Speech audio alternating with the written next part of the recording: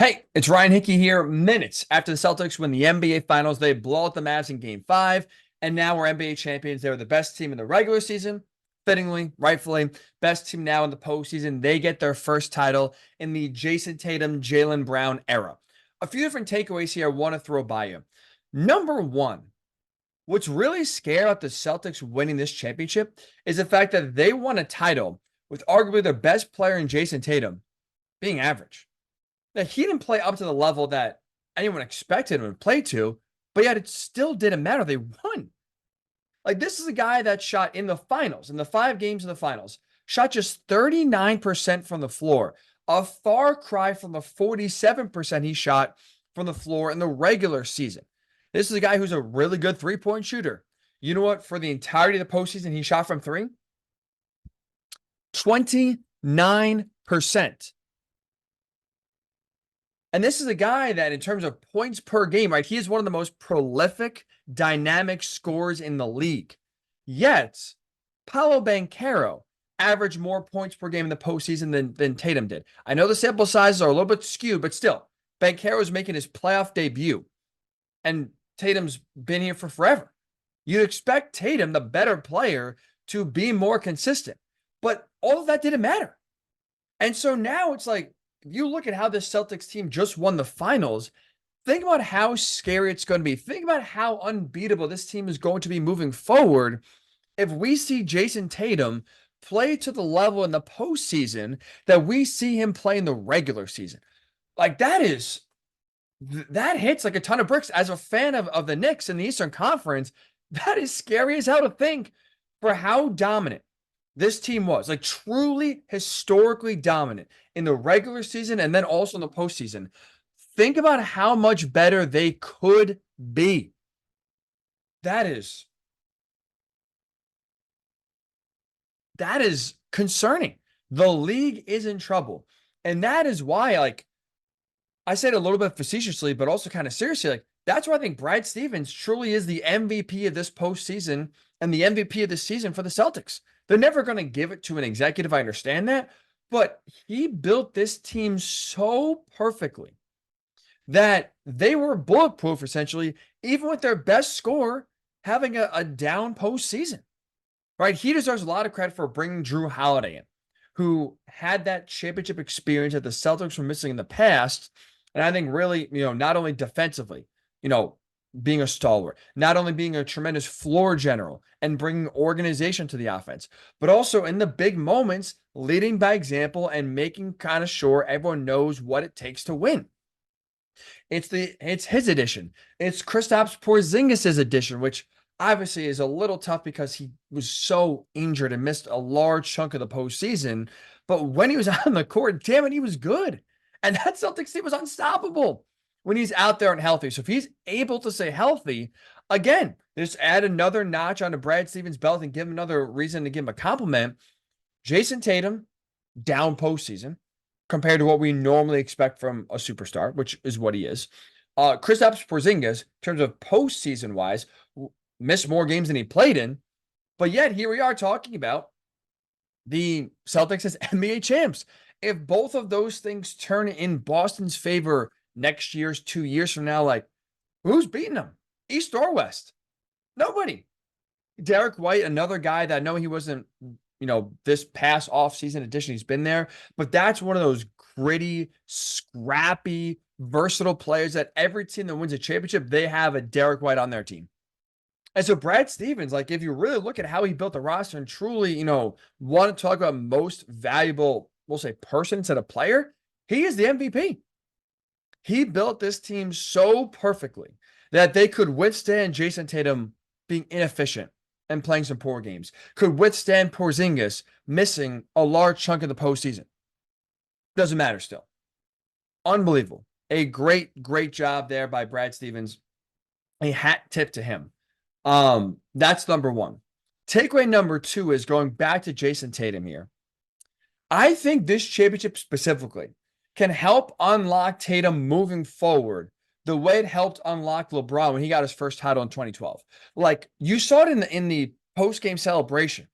Tatum looked like a guy that he was 500 pounds lighter, that there was a giant monkey lifted off his back, and the weight of the world, the pressure on his shoulders has been lifted because the biggest knock about him, the biggest discussion point is, can he play well enough to lead you to a championship? He just got that championship. The doubts can go away. The questions now can disappear. And it feels like, just like LeBron in 2012, now that Tatum finally broke through, now we can just play basketball. And now we can just have fun, right? And play pressure free. And I think it's going to lead this Celtics team to, again, be super dangerous moving forward. Like, this is not, to me, like, they're not going to be like the KG Paul Pierce Celtics in 08 or in that era when they won one in 08, right? But then got back and never won another title. Like, I feel very confident saying Jason Tatum, Jaylen Brown, they're getting another championship in Boston, without a doubt. This team is obviously going nowhere anytime soon. And now I think that they finally broke through and got one. I think that confidence and the pressure being lifted off allows them to focus just on basketball. And again, the way it helped LeBron. I remember in LeBron's career, great player. What was the big knock? Could have won the big ring, right? Wasn't clutch at times. The questions of, can he ever break through, win a championship? And once he finally got that first one, beating the Thunder in 2012, you saw a different LeBron moving forward. He didn't win the championship every year, obviously, but he was now clutch. He was dependable. His game went to a different level every single postseason. He played like a different player after that first ring was on his finger compared to previous years when he was still fighting to get that first one. And so I think you could see that with Tatum specifically, where he looks freer. I think you can also now have more confidence as well, which I think is an area he does struggle in at times when the shot's not going in. I think you can visibly see his confidence just drain out of his body. I think a lot of those problems, a lot of those concerns go out the window now.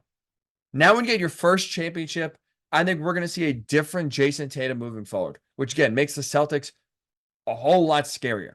And I think too, what you saw on Monday night in the closeout, like, that is who we expect Tatum to be in the postseason. And when you are a first-team All-NBA player, you expect to see 31 points in a closeout game, 11 assists as well. So being a playmaker on top of just a score, 8 rebounds. So he was impacting the game more than just scoring. But when you need your best player to show up, rightfully so and fittingly, Tatum was that guy on Monday night. And I think now going forward, we are going to see more performances like Game 5, efficient from the floor, and also high volume scoring and playmaking. You're going to see those, I think, more times than not from Tatum moving forward. Because honestly, if you look back at the postseason for Tatum up to this point, those games like we saw Monday night were fewer and far between than what you would think you would get from a superstar in the NBA. But now that the pressure has been lifted, I think we are going to see now a different version of Jason Tatum, a more consistent and confident player now moving forward. We've given Tatum a lot of credit, and I think rightfully so. I think this is, like, for me, when you look at this Celtics team, who could benefit the most from a championship? It's Tatum, without a doubt. Mazzulla, obviously, now he is looked at differently as a head coach. Brown is looked at differently. Drew Holiday, Al Horford's career, I think, is looked at differently now that he's a championship. There are so many players that can benefit from winning this specific ring. I don't think anyone benefits more than Tatum in terms of perception, in terms of how he's viewed going forward, but also I think in terms of pressure being lifted off his shoulders, which I think is going to make him a better and more consistent player going forward. It is a great time to be Tatum. I think it's going to be a scary time for the rest of the league now moving forward. But his running mate, his 1A, the guy that I said and stand by, is the most important player for the Celtics when it comes to winning a championship. He deserves love as well, and that's Jaylen Brown.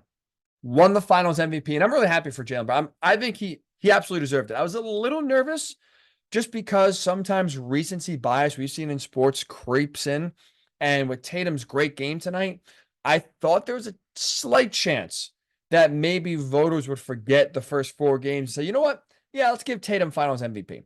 They got the Finals MVP 100% right.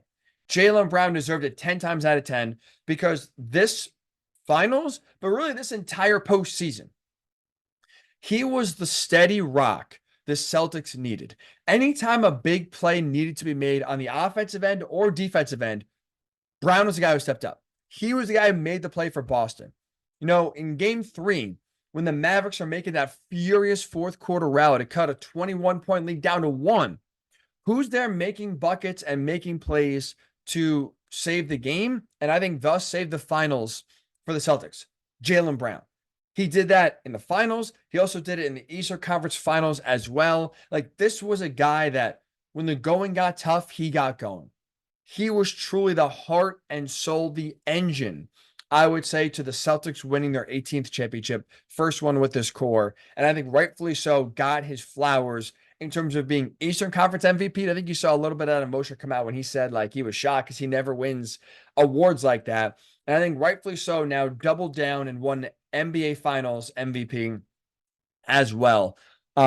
He was tremendous this postseason. I'm glad, it wasn't just a scoring.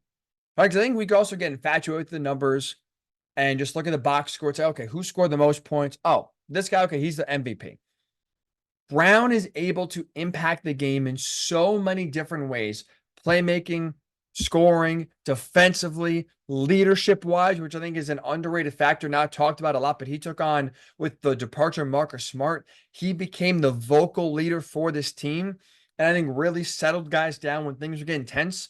I think that's also a big reason. The mindset, the mentality for the Celtics being different this year compared to previous years is a big reason why this team is able to break through when other, I would say, maybe not as talented, but pretty damn close to being as talented as this team, why they were unable in years past to win a championship. All about mentality. They didn't waver. They didn't fold when adversity struck. And I think a big reason for that is their vocal lead in Jaylen Brown. And I'm glad he got the recognition today in being named Finals MVP. Tatum was great. Brown was great. Celtics all year were great. And for them, congratulations. They do win their first championship as this core, as this in this new era now moving forward. Before we get out of here, I do want to look at the losers here. Dallas Mavericks had a tremendous season. I think if you're Dallas, there are two things you need to focus on to get back to this spot and break through and win a finals. Number one is about Luka Doncic. This is Luka specific. Luka, I know you're watching. Please take my advice, because if you truly want to win a championship, here is the blueprint of doing so. It's two simple things. Number one, get in shape.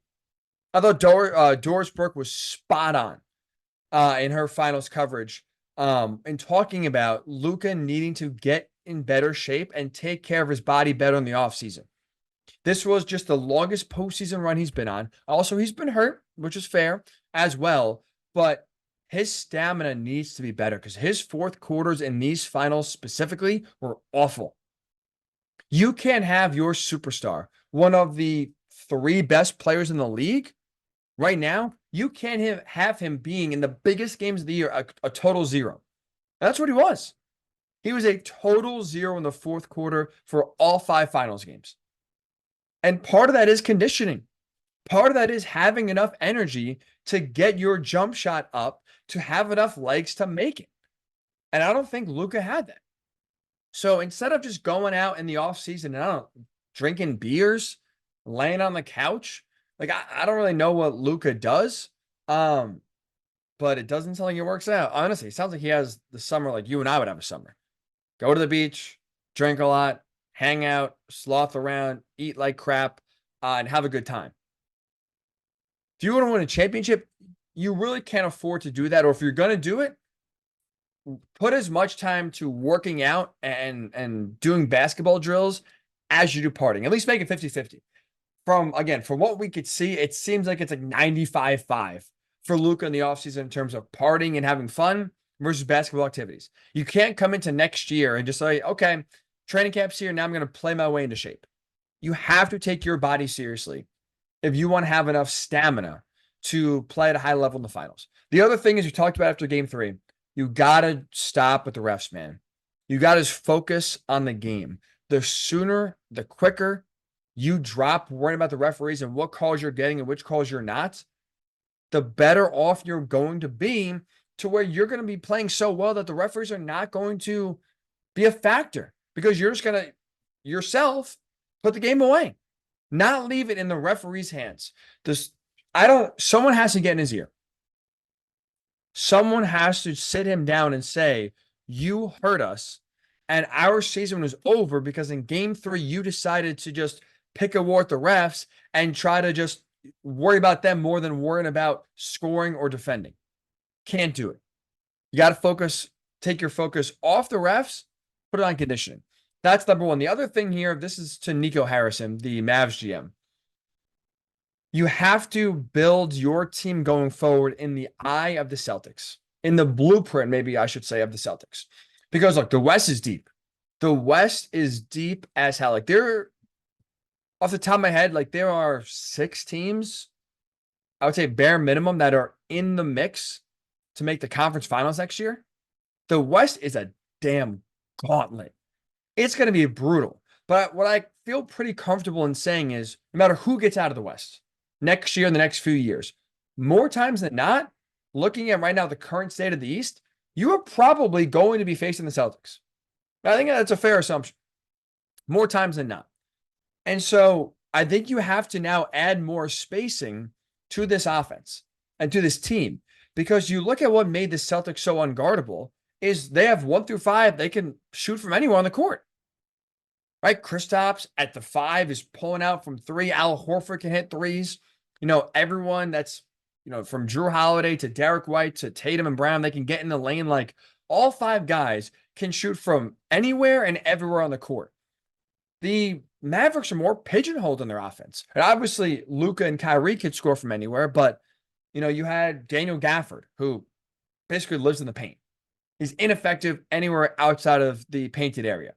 You have Derek Jones Jr., really, really good defensive player, but we'll say very limited and very inconsistent on the offensive end. Lively is more athletic and rangy than Gafford, but in terms of offensive scoring, if he's not throwing down dunks and lobs, he's not really getting a good shot. And you kind of leave him on an island if he's anywhere outside of 2 or 3 feet from the rim. And so, it's so much easier to defend the Mavericks because you have guys you can kind of put in spots here and say, okay, they're effective only here, but once they leave, we can basically ignore them and playing 5-on-3 defense. You can't play 5-on-3 defense with the Celtics because you leave even an inch of space to anyone on the court, they're going to burn you. So I think you need to add more spacing to make your team more dynamic. And that starts, I think, in the front court. By having bigs that could spread the floor and score more consistently to also take pressure off Luka. Like that will really help the Mavericks, I think, break through, get back here to the finals, and then win a championship. You got to add more spacing, and you got to have Luka here. Stop focusing on the refs and focus more on conditioning. So that'll do it here. A big congratulations to the Boston Celtics. Scary to think that they won this with Jason Tatum playing just average basketball in the playoffs. And I think kind of like what we saw with LeBron in 2012 with the Heat. I feel like going forward, we are going to see a different version of Tatum in the playoffs. That is scary. I think we'll see more regular season Tatum in the postseason now after getting the pressure of winning his first championship off his back, which I think it makes it just more likely that we're going to see Boston win another championship here in the near future.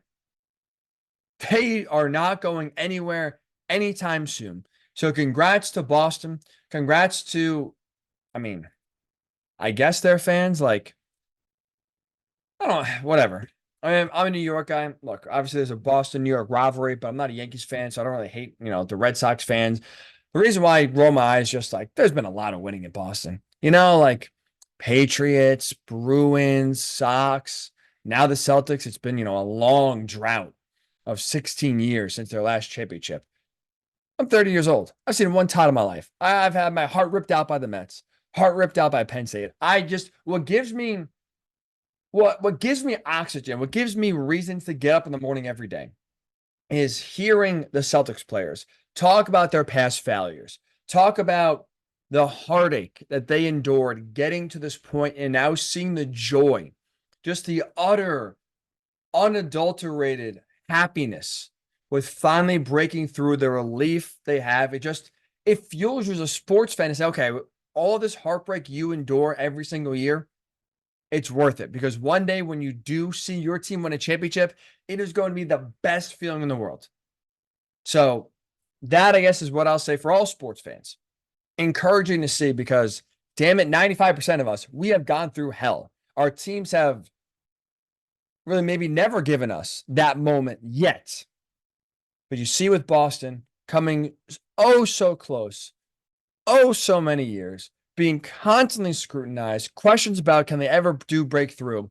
When you break through, I'm sure it's the best feeling in the world. And I pray one day with the Mets and with Penn State, I could feel it as well. So Celtics fans, enjoy it. Have a great time. And the Celtics team going forward, they are going to be one tough out.